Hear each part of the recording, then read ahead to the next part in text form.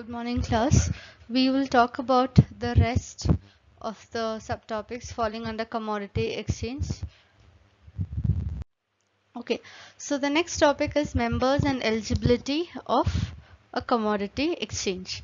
What are the eligibility factors? First, he should be a citizen of India. He should have his domicile in India and should be registered as a citizen of India.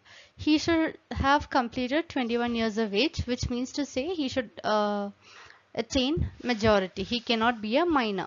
He should be a graduate, okay, or should be having some equivalent qualification, should not be bankrupt. There should be sufficient funds in his bank account, and that is one of the main criteria also. They would list out, we would learn among different types of members in a commodity exchange. The basic difference between them is the amount of net worth or the money to be kept with them in their bank account. Then he should not be debarred from trading in commodity market. He should not have any past record of doing any sort of fraudulent activities in the commodity market, as a result of which, if someone has banned, some other commodity exchange or market has banned him, then he cannot be considered as a new member. All right, now please think about the last second point. He should not be a bankrupt, wherein there should be sufficient amount to be kept in his account. We would learn about four types of people, four types of members who are closely associated with the commodity exchange. They are differentiated based on the amount of net worth kept with them. Some hold 75 lakhs, some hold 5 crores. Okay, that is the basics of difference. So they should have so much of amount as per the criteria in their bank account. All right. So these are the four members I was talking to you about. We have trading cum clearing member. We have institutional trading cum clearing member. We have professional clearing member and trading member.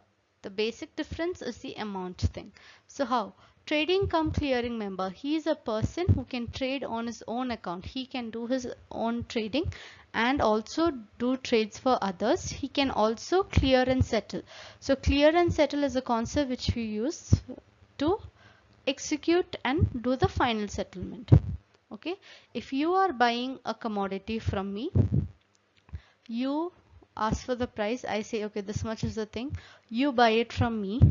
All right, the day you give me the money and I give you that commodity, that is called the settlement day or the clearing or the settlement of that transaction. Okay, so a trading cum clearing member can trade on his own account or trade for other people and also clear and settle the trade. The minimum eligibility net worth is 75 lakhs. All right, the second one is institutional trading cum clearing member. So earlier we were talking about one individual, okay, one or two individual, but here only an institution or a corporate can be allowed to make trading, do trading on his own for his own need or for his clients and settle them. Okay, so earlier it was for that individual account or for anyone else, but here only any institution or corporate can apply. They can do the trades, their own trading, and also trade for other clients as well and clear and settle them. And the minimum eligibility net worth is 1 crore. All right, then we have professional clearing member, which is PCM. A PCM cannot a PCM can only trade, clear and settle trades only for other people but not for his own trading. He cannot do that. And that should also be a corporate entity or an institution. If they want to be a PCM, only a corporate entity or institution can apply, and they have a minimum eligibility of 5 crores.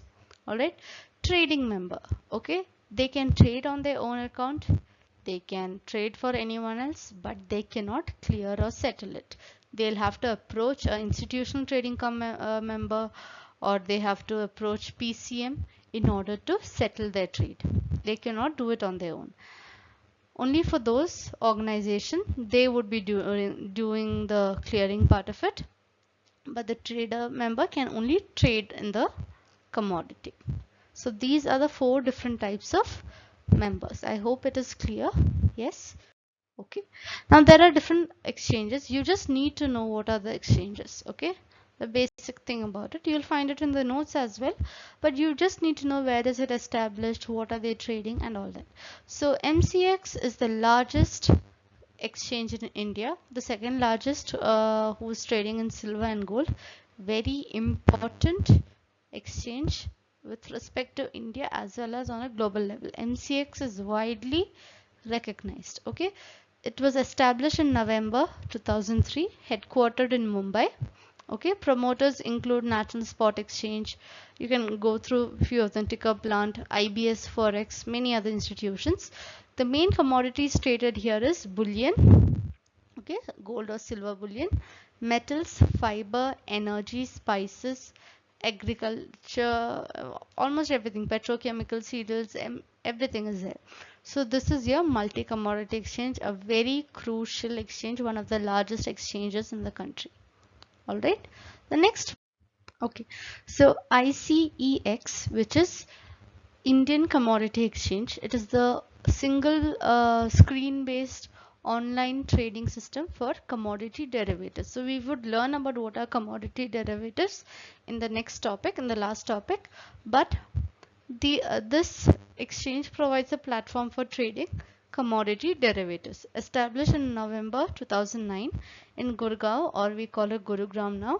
The promoters are Reliance Exchange, Next Limited.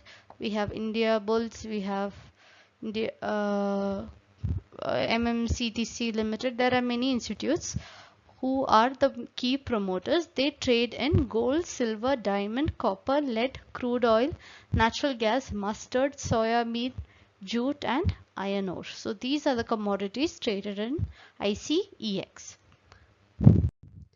Then we have NCDX, which is National Commodity and Derivative Exchange. It is mainly for agricultural commodities, established in December 2003, again in Mumbai, along with MCX.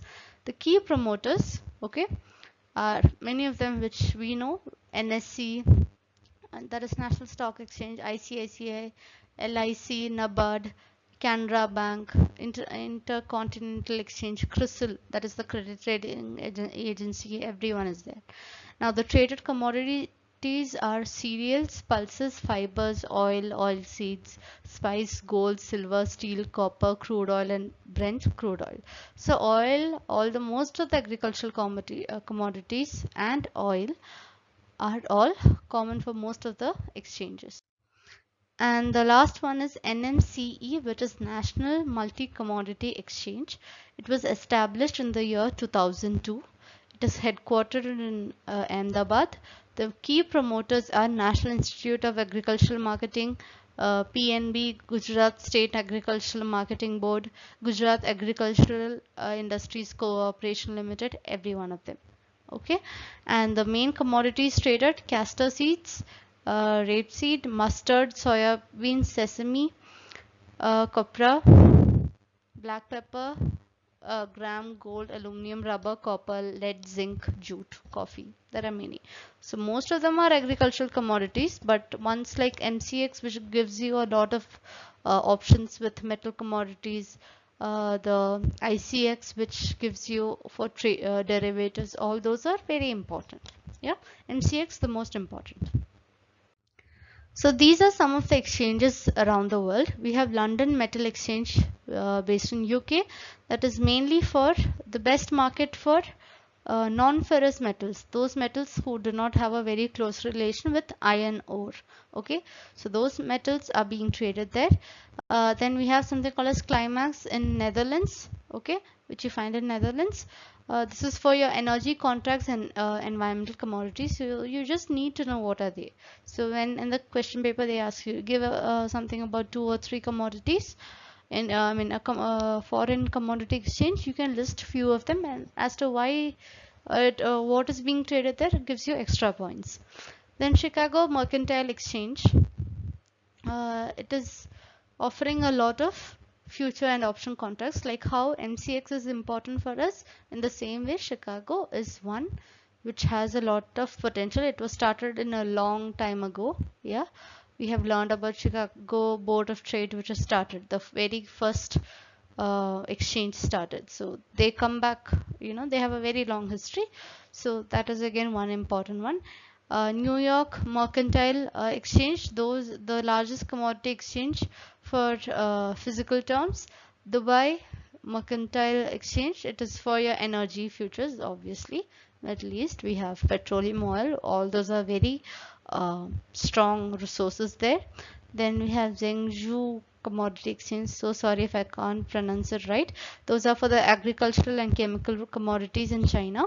Multi-commodity exchange, that is also found on the best. Okay, so these are the best top 10.